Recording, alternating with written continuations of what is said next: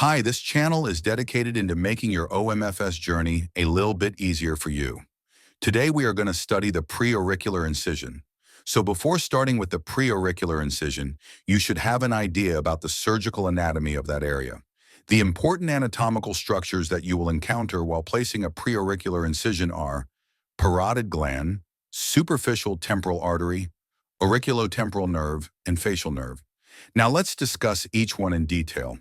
The parotid gland is located posterior to the ramus, in front of the external auditory meatus, below the zygomatic arch, and rests on the masseter muscle.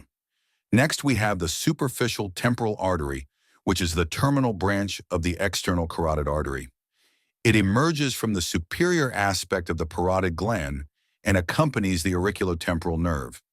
Once it crosses the zygomatic arch, it further divides into frontal and parietal branch. The auriculotemporal nerve arises from the medial aspect of the posterior neck of the condyle and turns superiorly running over the zygomatic arch. The damage during the preauricular incision can be minimized by incising and dissecting in close opposition to the cartilaginous portion of the external auditor meatus. Next comes the facial nerve that exits the skull through stylomastoid foramen, and then it enters the parotid gland where it divides into temporofacial and cervicofacial branches. Take a screenshot of this diagram to understand the anatomy of facial nerve. Facial nerve is around 1.5 to 2.8 centimeters from the lowest concavity of external auditory canal, around 2.4 to 3.5 centimeters from the head of the condyle, and around 0.8 to 3.5 centimeters from the external auditory meatus. Next, we have the layers of temporoparietal region. First comes the skin, then the subcutaneous tissue, then we have the temporoparietal fascia, also known as the SMAS layer. The superficial temporal artery is present in the SMAS layer. Then comes the temporal fascia covering the temporalis muscle.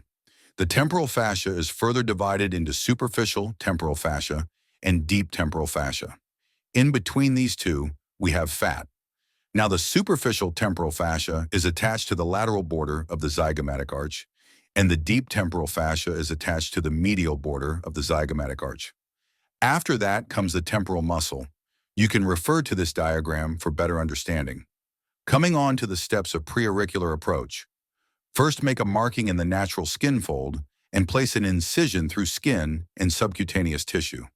Now dissect till the superior layer of temporal fascia above the zygomatic arch. The dissection should be such that we have 1.5 to 2 centimeters of flap for anterior retraction. Continue the dissection till the same depth below the zygomatic arch. Next, place an incision at 45 degrees on the superior layer of temporal fascia above the zygomatic arch. Continue the blunt dissection till you reach the zygomatic arch. Dissect the periosteum from the zygomatic arch and continue the dissection at least 1 centimeter below the arch. To enter the joint space, distract the condyle inferiorly and place an incision along the posterior slope of articular eminence. With this, we can enter the upper joint space.